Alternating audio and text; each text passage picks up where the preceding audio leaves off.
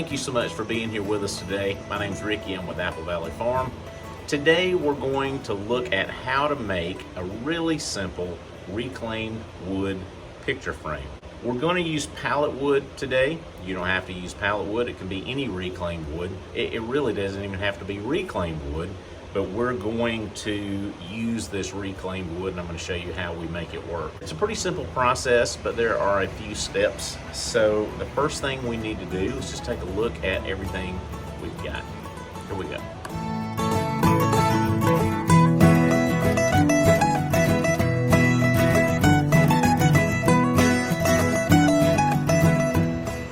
So our assortment of tools is very small, but you will need these things. Obviously, we have some reclaimed wood here. This pallet wood has a lot of nails in it. We're going to have to address that.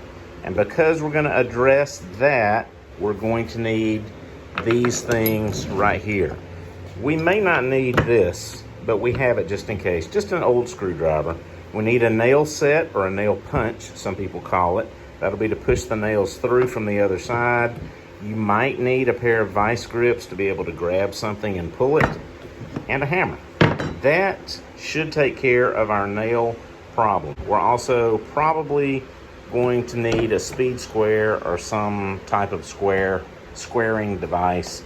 I use a cordless nail gun, my Ryobi nail strike or air strike. I love it. Some wood glue of some type. And that's it, except for I do need a table saw, and I'll have a chop saw. We'll get the paper towels out of the way, but the chop saw. That should be it. Maybe a little sandpaper, and that should be all the tools we need. Let's take a look around here. I'll show you what we're gonna do. All right, we've got these panels, and these are sign panels actually. I'll be lettering some stuff on these, but we need a rustic frame to go around them. So I want a frame that I can attach with the brads, and the way I'm going to do it, I do need it to be really thin. So after we de-nail these boards, then we're going to rip a 5/8 inch strip off of each edge. And then that way we'll have the front, the back, and this outside edge, and the only finished edge will be the place that we cut, and that will be to the back. Nobody will ever see that. I'll explain a little bit more about that as we go, but the first thing we need to do is get these nails out. Yeah, so let's just start with one board and go from there. Now this has nails in 3 different places, both ends and in the middle. The easiest thing to do is to flip it over. You see where the nails have been cut? Well, we want to take our nail punch, put it right there on that nail, and knock it out. Now the easiest way to do this is to move to the edge of my work table. So let's go over here and I'll show you. Move this just off the edge, put this right there, and then tap it through. That's pretty easy. Then when you flip it over, there it is, and it's protruding through. Now we can just take the hammer, pull that guy out, and that is out of the way. Now some people would like to leave these in there because they like the look of this, and I do understand that. But for this, we're going to be ripping this through the saw, so we need to get all of these, at least as many as we can possibly find, out of the way so we don't damage our blade.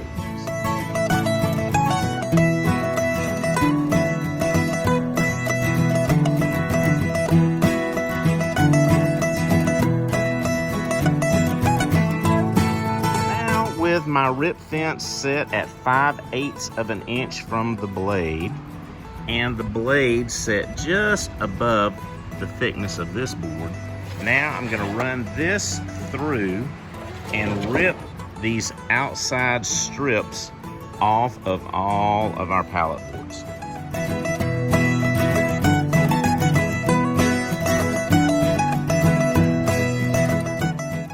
And just like that, we're in the carport because it's raining.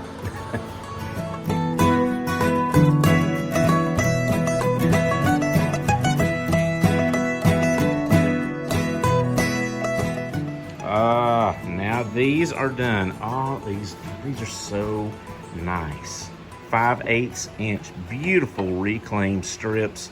You would never dream that a pallet would yield this. Right there, see, there's where the nail would have been. There's another one there. So we had to get those nail heads out or it would have just torn our blade all to pieces. Now, here we've got these. Now we want to cut these to length for our piece.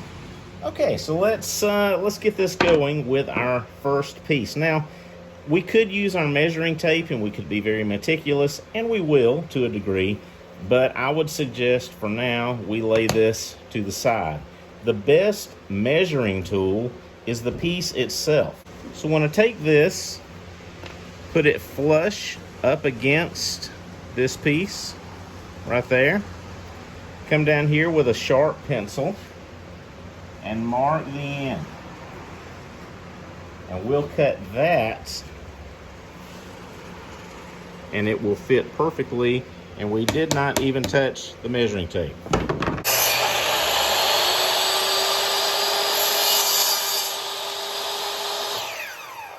Everything is cut. We are ready to begin attaching our frame. Okay, so we've got everything cut and laid out here. Now, as I said before, I've got my Ryobi Airstrike. I have 1-inch brads in here. I really don't like using anything longer than a 1-inch brad when it's an 18 gauge. It just gets too squirrely when it goes in the wood. Even a 1-inch can be unpredictable at times, but this is about as long as I want this to be.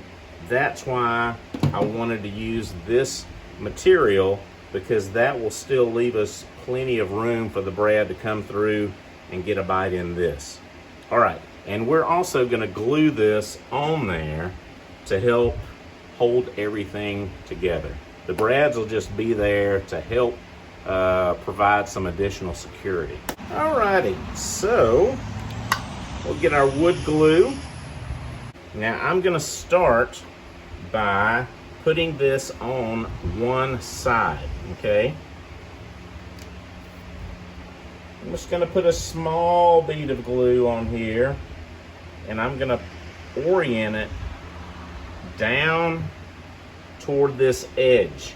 That way when I put it on here, it won't be as prone to squeeze out up this way. And when I put it on here, I'm going to not put it straight against this piece, but I'm gonna angle it in and then push the bottom in, if that makes sense. All right, here we go, putting it together. Make sure it's even on both sides here. All right, looking really nice. All right, let's spin this around. I'm gonna bring it, I like bringing it close to the edge of my work table, maybe a 1/2 inch away from the edge. Take the Airstrike. This way it gives the body of the nail gun a chance to hang out down here, and you can go straight in just like that. Do it over here. And I'm gonna put a couple more in as we go down. There. That isn't going anywhere, especially after about an hour. Let's do the same thing over here.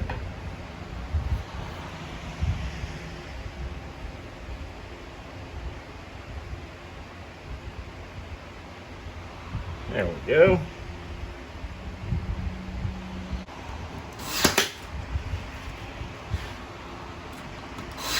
All right, let's go ahead and do the other side. Now this, I'm just gonna eyeball it. Now look, I don't know if you can see this, okay? See, if I push this up here, wow, look at that. It's got kind of a bend to it. I could force it, and that would work, but then that's gonna be wanting to pop out all the time. So let's just make it easy on ourselves and make it easy on the wood. Flip it around. Now it's flush up against this. There's a little gap right here, but I'm not too worried about that. All right, this is about where we want it. We're gonna eyeball that. Again, I'm putting the cut side down. Okay, roll it over, put me a bead on here. The one thing that's a little different about this is, oh yeah, nice. We're gonna be nailing into the side pieces also, which is gonna be, it's gonna provide a lot more bite than the plywood. All right, put this on. I'm gonna put a brad right in to this side piece first. Okay, then come over here, do the same. Now,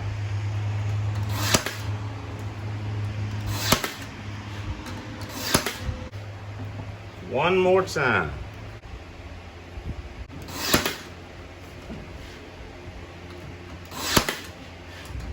Look at that. Very easy, very tidy. Now look at that. It looks beautiful. I love it. Love it, love it, love it. Simple, thin, easy to do, and it looks great. All right, thank you guys for being here. I love the way this turned out. Really simple, really elegant, easy to do. I hope it checks all the boxes for you. If you have any questions though, give me a shout and I'll see if I can help you out. You can give me a shout in the comments here on this video. That'd be the best place to do it. You can email me at ricky@applevalleyfarmga.com or hook up with us over at applevalleyfarmga.com. That's our website. That's it. Thanks a lot again for being here. Please like, comment, and subscribe to our channel if you like this. We're doing stuff like this all the time. Take care. I'll see you next time.